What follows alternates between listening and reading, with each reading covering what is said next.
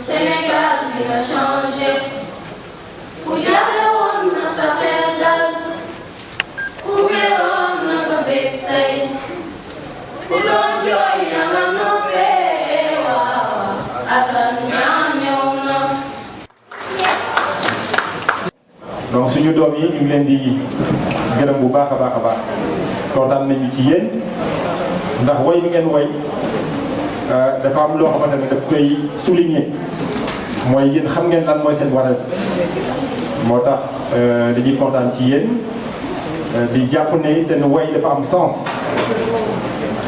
te woy boobu ngeen woy dafa nekk inspiration boo xam ne yéen a ko amal seen bopp bi ma ko yëgee j'en étais ému donc gërëm naa leen bu baax. léegi nag li ma bëggoon waxtaan ak yéen en attendant que ñu ubbi kàddu yi ma passe ñi nga xamante ne ñoom ñoo nekk ci présidium bi la parole li ma bëgg waxtaan ak yéen mooy dañu toll ci benn moment de l'histoire du Sénégal qui est un moment critique te moment critique boobu yéen a yor le destin de ce moment. Nous sommes face à un moment boo xamante ne chacun d'entre nous dafa am benn responsabilité responsabilité ba mooy lan moom mooy mu jóg jàpp ne destin Sénégal ci loxoom la nekk ñun loolu lañ jóg di ko def suñu engagement dara lalu ko lu dul bëgg a faire face à nos responsabilités vis-à-vis du Sénégal vis-à-vis du peuple sénégalais mais vis-à-vis de l'histoire loolu nag boo koy def da koy def ak responsabilité da koy def teg ko ci yoon da koy def teg ko ci kaw xam-xam da koy def teg ko ci kaw gis-gis loolu nag la ñu jóg pour wan leen ko tey su nekkee ñi nga xamante ne ñoom ñu yor présentation bi ñu présenté leen ñi nga xamante ne ñoom ñoo fi toog muy ñi ma lim sànq. alors beneen point bi nga xamante ne moom laa bëgg a ñu egg donc vous avez vu la présentation de la liste donc nous avons Malick Sow nous avons Aïssatou Dia nous avons Aloïse et nous avons également Aïssatou Boré ñoom ñoo nekk ci suñuy liste ñu nar a ànd ak ñoom ci liggéey bi lan moo tax ñu tànn leen dañ leen tànn parce que dañu jàpp ni il est temps que képp koo xamante ne dafa war a dem di leen di waxal au niveau de l'Assemblée nationale wala au niveau du Sénat donte Sénégal amatul Sénat mais dañuy jàpp ne ñun suñu gis-gis dinañ ci dellu wax ne lan moo tax tey dañu war a bâtir benn parlement boo xamante c'est un parlement bicaméral maanaam parlement boo xamante ne ñaari tànk lay am tey li am Sénégal mooy on a un parlement qui est monocaméral maanaam benn tànk lay doxe mooy Assemblée nationale ñun nag suñu gis-gis mooy réformer l'Assemblée nationale en profondeur waaye duñ yem ci loolu mais c'est de réintégrer li nga xamante ne moom mooy l'esprit du parlement bicaméral dans le cadre de la restauration du Sénat loolu dañ ci dem si incha allah léegi nag li nga xamante ne moom mooy programme bi ñu leen bëgg a jox moom mooy dañu bëgg incarner li nga xamante ne moom mooy le processus de développement économique et social du Sénégal ndax wax naa sànq ne képp ku dem di représenter askanam wala goxam wala gox-goxatam ci biir assemblée nationale dafa am yenn qualité yoo xam ne da nga ko war a ànd dafa ànd ak moom dafa am noo xamante ne noonu nga war a mel loolu moo tax ñu jàpp ni le meilleur ou en tout cas les meilleurs candidats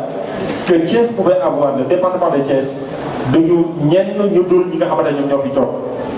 j'aurai l'occasion de revenir ci li nga xamante ne moom mooy gis-gis bu sous-tendu lool li nga xamante ne moom la ñu bëgg a mettre en place aujourd'hui moom mooy faire en sorte que l'Assemblée nationale bi nga xamante ne ci lañ jëm muy assemblée bu bees bi mu nekk en capacité d'élaborer de véritables politiques publiques et faire en sorte que mu mën a conduire les réformes institutionnelles en profondeur. ñu bëgg tamit li nga xamante ne moom mooy doter l'Assemblée nationale de moyens d'expression ndax Assemblée nationale boo leen jëlee li nga xamante ne moom mooy état wala nga jël li nga xam ne moom mooy réew ñetti pouvoir la am moom mooy le pouvoir exécutif le législatif et le judiciaire waaye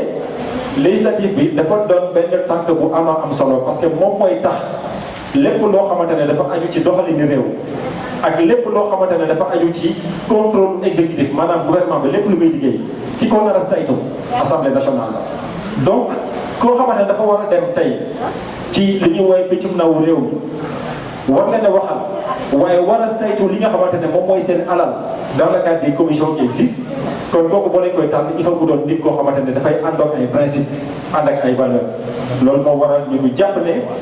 les meilleurs candidats que nous avons aujourd'hui pour Thiès ce sont ceux qui ont été investis par la coalition Natangué Askan Wi et ñu ngi leen di demander tout comme je le ferai tout à l'heure su may jeex sama propos mooy ngeen eggale kàddu yi ci sénégalais yi nga xamante ne ñu ngi dëkk biir Thiès département Thiès de manière à ce que ñu xam ni au soir du 31 la seule liste qui doit sortir vainqueur à Thiès c'est la liste de Natangué Askan Wi. alors comme ni ngeen ko xamee ñu ngi jógee ci 13e législature di dugg ci benn bu bees législature boobu ñëpp gis nañ ni échec la amul benn politique publique boo xamante ne tey mën nañu jàpp raisonnablement ne cette législature défendre na ko wala taxaw na ci wala def na ci loo xamante ne lu askan bi mën a teg bëtam la wala lu ci loo xam ne mën na ci teg loxoom. voilà pourquoi bu ñu xoolee tey Sénégal nga xamante ne l'ensemble des points sur lesquels dañu waroon ñun taxaw pour mën a yóbbu suñu réew ci kanam l'ensemble des politiques publiques yi nga xamante ne waroon nañ ci sukkandiku pour que Sénégal yi mën ci gis boppam gis nañu yëpp dafa doon un échec ndax aujourd'hui lu ñu gis mooy dañuy sukkandiku ci li nga xamante ne moom mooy le développement wala la construction d'infrastructures pour jàpp ne Sénégal avancé na mais au même moment on se rend compte que Sénégalais yi dañuy dund benn appauvrissement boo xamante ne comme on voit que dafa am benn décalage entre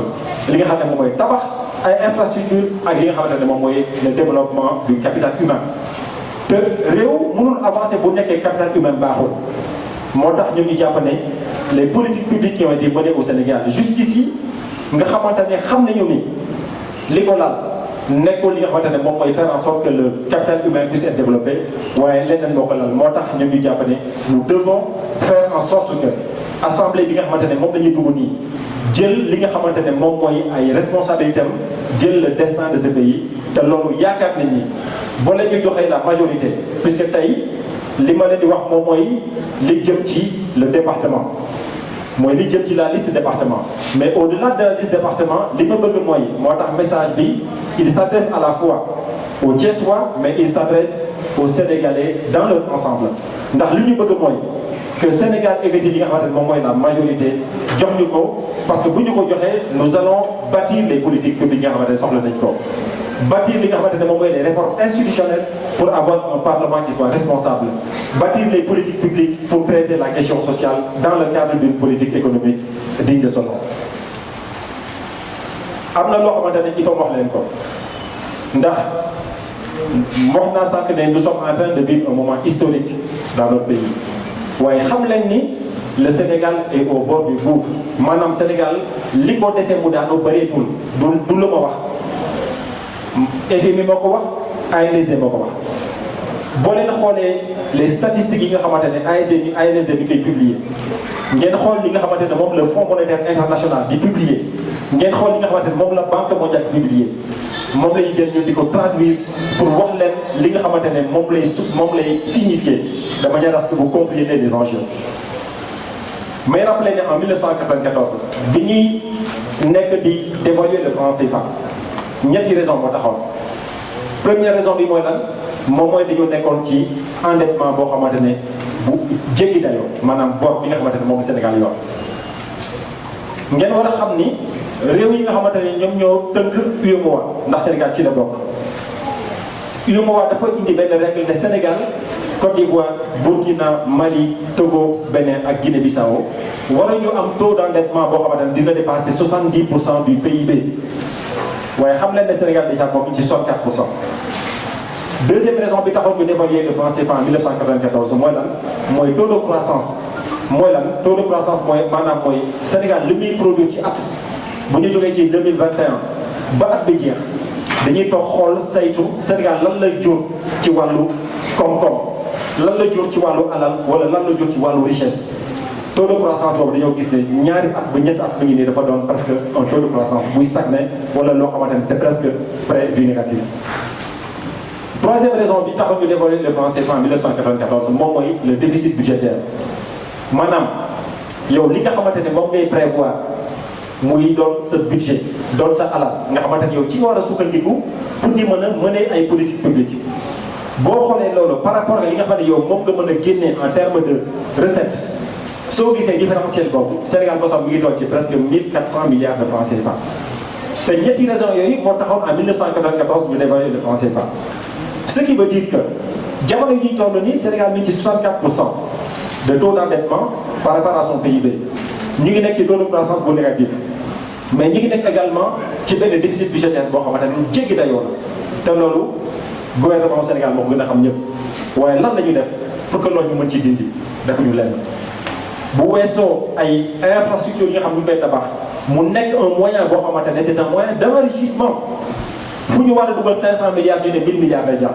fu ñu war a dugal 100 milliards ñu ne 200 milliards lay jàpp donc nous sommes dans un pays boo xamante ne dañuy nekk di prétexter di tabax ay tali wala di tabax ay infrastructures yoo xamante ne en réalité li ko lal c'est autre chose que le développement de ce pays.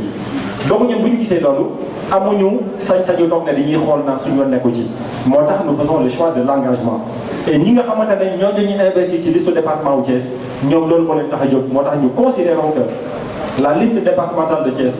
au soir des élections def leen en sorte que liste bi nekk li nga xamante ne ci suñu yoon lay tegu waaye bu ñu weesoo loolu liste nationale bi tamit ñu def en sorte que mu doon loo xamante ne day nekk dans l'escarcelle de naataange askan bi parce que loolu moo ñu mën a permettre li ma wax nii léegi muy nekk ay jafe-jafe boo leen ñu joxee la majorité qu'est-ce que nous allons faire qu'est-ce que cela va traduire en réalité dans le quotidien des Sénégalais li muy traduire mooy nag dès le lendemain des élections dañuy voter benn motion de censure maanaam dañuy daaneel le gouvernement de Macky Sall. Ce sera le moyen le plus légal, le plus légitime et le plus pacifique de nous débarrasser du gouvernement de Macky Sall. duñ ko def ci kaw ay xeex di ko def ci kaw guerre civile di ko def ci kaw ay caaxaan wala di ko def ci kaw quoi que ce soit. Nous allons le faire selon les moyens constitutionnels, selon des lois pacifiques, mais également selon des moyens qui nous permettront de pouvoir gouverner ce pays. Donc li ñu ko def dès le lendemain, c'est de voter la motion de censure pour que ce gouvernement puisse être dégagé. bu ñu defee loolu ba pare nous allons être ñi nga xamante ne ñoom ñooy proposer les membres du gouvernement nous allons gérer la primature et nous allons gérer li nga xamante ne moom mooy le gouvernement et à partir de ce moment ñaari réforme la ñuy mettre en place benn bi day nekk benn réforme institutionnelle boo xamante ne dafay régler de façon définitive le fait institutionnel au Sénégal maanaam réew mi naka la war a doxee ndax beneen bi nga xamante ne dañ ko am muy jafe-jafe mooy suñu institution dañ leen a nasaxal amuñu doole te réew du nit moo koy yor réew li tax muy réew muy fonctionner ce sont les institutions qui doivent faire fonctionner un pays donc nous devons faire en sorte que bis bu ñu demee ba majorité rek nous allons régler le fait institutionnel de façon définitive. Deuxième point bi mooy étant donné que nous aurons la majorité à l'Assemblée nationale nous aurons les moyens et le pouvoir de gouverner li nga xamante ne moom mooy le destin du Sénégal. À partir de ce moment nous allons proposer un programme de gouvernement boobu nag laa bëgg ma wan leen ko ngeen gis ko boo leen demee ci li nga xamante ne moom mooy le programme politique de naataange askan bi. programme politique boobu ñaari volet la wax naa ko sànq premier volet bi c'est le volet qui va traiter la question des institutions. Sénégal li tax suñu institutions yi amuñu doole trop c'est parce que dañoo jël l'ensemble des pouvoirs que doivent incarner le Parlement, l'exécutif et le judiciaire dañ ko jël dajale ko def ko sous la dictée d'une seule personne muy le président de la République moo tax ngeen di dégg ñoo naan le président est la clé de voûte des institutions loolu jub mënul ko loolu. di nuyu toute la presse nag bon président wax na ko wax na lépp ñun on est des députés du département de Thiès man boobu te li muy wax nii on en a discuté. parce que dafa am loo xam ne dañ ko bokk ak moom mu nekk le projet bi mu indi teg ko ñun projet bi la ñu gëm moom la ñu ànd ak moom yàlla defee suñu compagnonnage yàgg na suñu xamee yàgg na depuis notre temps d'enfance ñu nekk xale yi ndaw la woon mais ba mu ñëwee dugg ci scène bi dafa indi touche bu bees muy un projet sociétal bu jaar yoon basé sur l'humanisme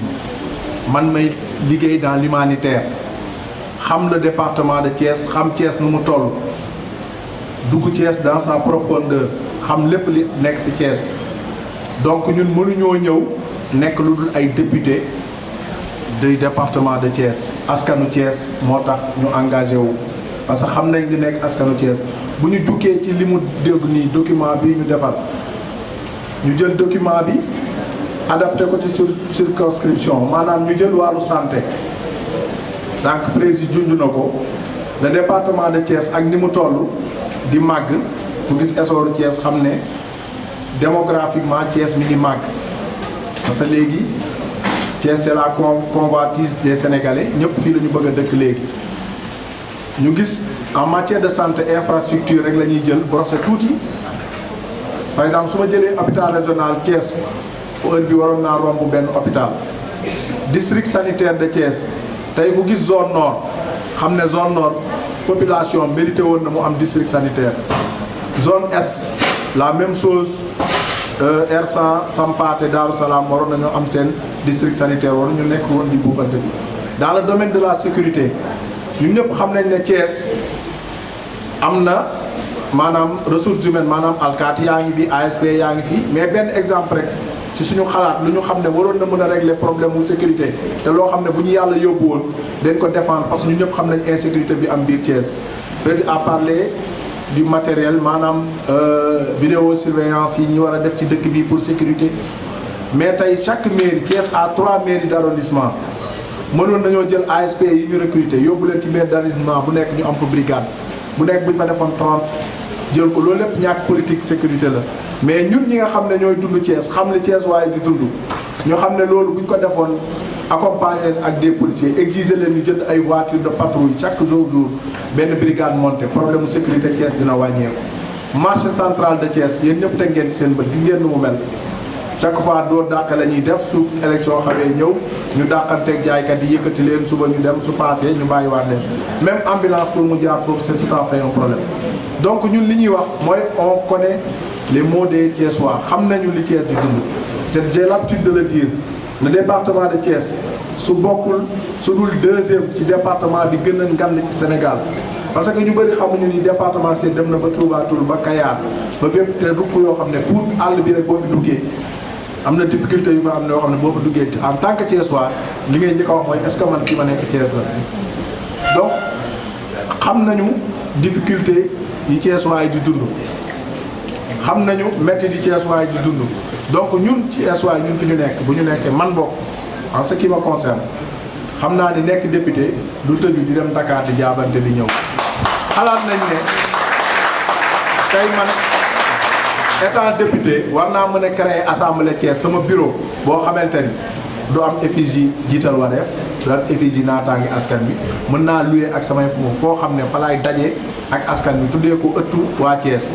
heure bu ma dugg see Thiès toog fa nit ñi di leen recevoir parce que député loolu lay jëriñ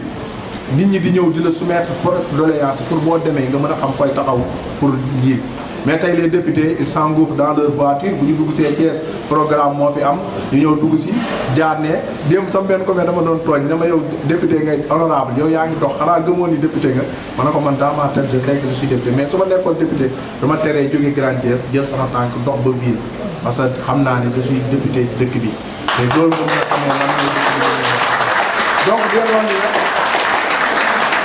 tey Sénégalais yi tout le monde parle de parce que li ma jàpp mooy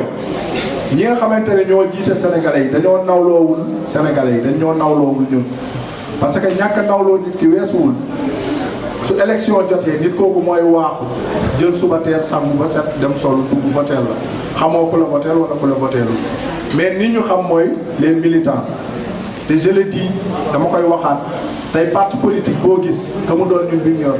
ñi activé wu nga leen di gis ñuy ñëw ci jota 5% lañ ñi nga xamante ne ay sympathisants lañ bëgg lañ 15% mais ñi nga xam ne dañ laa bëgg di la voter te yàlla tax ñooy majorité bi te en général les politiques ne travaillent pas pour ces gens-là ñoom ñi ñu gis mooy ñi ñëw di leen sànnil xeer wala di leen saagaal bu ñu bëggee détruire kenn ñooñu ñooy bénéficier des lajeurs donc ñun Thiès gii la ñu dëkk fii la ñu juddoo toxuwuñu demuñu fenn tukkiwu xanaa bu ñu génnee dem gisiwaat ñëw mais je vous dis que ni Thiès waroon naa weesu fii man c'est très rare man damay joma demandé du question pour dara mais pour ma toog session assemblée gis député bu jóg wax pour le département de Thiès ah man duma ne amul de mais session yi fi jàll yëpp c'est très rare nga gis député Thiès yi mu jóg taxaw di casse pour le département de Thiès te aka ñoo bëri lu ñu manqué aka ñoo bëri lu ñu waroon a am te amuñu ko donc ñu leen di wax président wax na lépp jox voter naataange askan bi li mu mën a régler ci problème yi dafa bari problème mu 3e mandat bi dina ko résoudre président wax na ko dama ci dikkaat problème mu tey jii ci xeetu député yi ñu yor ci assemblée bi man député diw la mën nañ ko dinañ ko dindi mu dañ fi ba faaw te Thiès ci biir naataange askan wi lu ñu fàttee wax lim ci am ci ay investi pratiquement mat na 20 loolu boo demoon ci coalition boo koy gis bariwul tey ñi taal bi am na ñu fi toog ñoo xam ne ils sont sur la liste nationale bari nañ fi mat nañu 20 di ci lim Mintu Yàdd moomu toog Mouhamed Ndoye mu nekk Medina Fall toog fa ak ñeneen ak ñeneen ñoo xam ne ñu ngi ci biir salle bi c'est des investis ci liste bi mat nañu presque une vingtaine donc pour vous dire que naataange askan wi département de Thiès naataange askan wi moo yor seen maanaam seen baat naataange askan bi moo leen yëg parce que naataange askan bi amul benn liste booy dem tàllal ko fekk fa lu mat 10 Thiessois ba ci am lu mat 20 Thiessois ñëpp nekk ci dans le même département kon donc ñu ngi leen di ñaan au soir du 31 juillet yéen le département de Thiès yéen waa Sénégal ngeen tànn la bonne coalition te bu leen juum mooy la coalition naataange askan bi Inch'Allah, on ne sera pas là pour nous, on ne sera pas là pour notre intérêt, mais on sera là pour le département de Thiès. Donc on vous tend la main, du ma guddal damay jox kàddu gi ñeneen ñi ñu wax parce que. nuyu yéen ñëpp macha allah di leen sant ci seen teewaay fii di leen wax ni sama choix peut-être mën naa ni ci santé bi la ndax maa ngi liggéey au niveau de l'hôpital régional de Thiès nekk fa comme infirmière xam naa du ma guddal sax. mais 2 points yu am importance rek laa wala souligner li nga xam ne président wax na ko muy ci projet politique gu naataange askan bi muy ku bëgg a faju am sa carte sanitaire loolu muy am solo ndax jamono yi ku xam santé xam ni santé mu ngi dund ay jafe-jafe yu méttee métti macha allah ndax nga bëgg a faju ñëw hôpital amoo ticket warul téye ticket waratul téye kenn. kon suñu garantilee loolu ci biir projet bi ñun dañuy mën rek lu dul ànd ak moom di leen ñaan yéen tamit yéen ñi nga xam ne yéenay askanu Sénégal di département wu Thiès surtout comme foofu la nekk fas yéene représenté au niveau de l'Assemblée ñu leen di ñaan le 31 juillet incha allah ngeen voté la jàppale ñu mën fa taxaw nga xam ne lépp lu ñu mbëbët ci santé incha allah rabbi ñu mën ko doxal bu ñu amul majorité li ñu mbëbët yëpp li Al Hassane wax président Al Hassane li mu wax lépp duñ ko mën a matale kon majorité bi yéen ñii yéen a ko yor ñu leen di ñaan ngeen taxaw ci fullaal ko engagé wu ku nekk def ko yëfu boppam ndax defe naa ne ku engagé wu sa yëfu bopp di nga taxaw jëmmal sa bopp macha allah ba le 31 juillet incha allah nga matale du ma guddal nag dinaa ko yemale foofu incha allah di leen jaajëfal. merci beaucoup soxna Aïssatou. remercier le président Alassane Niang ci choix bi ak tous les militants de Jiital Wareef parce que dafa nekk choix dafa nekk lu difficile te dafa nekk loo xamante ne yombul te day fekk bu ñuy tànn bu loo xamante ne kenn koy tànn ñun suñu parti doxewul noonu donc bu ñu la tànnee parmi tant d'autres donc dafa rëy na et puis mën nañ ko considérer sax ni mbiri yàlla la yàlla moo ko tudd mais aussi ñu delloo ko moom bi nga xamante ne moo jiite moo visé ci yow xool ci yow di ñaan yàlla rek président yaakaar bi nga am ba tànn ñu yàlla bu yàlla tas yaakaar boobu yàlla bu yàlla jàppale dooleel man nag damay wax ci volet bi ma mënee bi ma xam muy sur le côté éducatif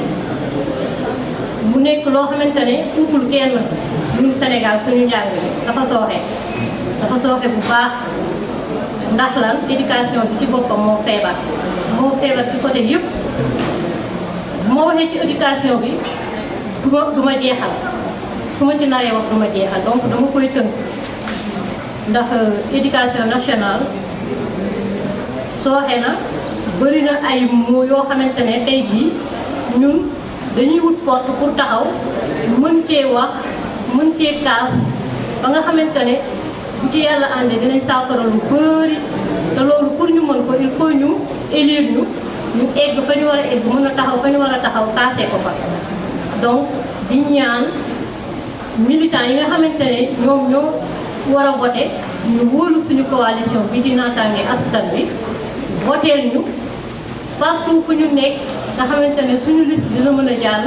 ñu mën a représenter ji le peuple sénégalais nekk des députés du peuple élus par le peuple nekkal fa peuple bi mais surtout nekkal fa la région de Thiès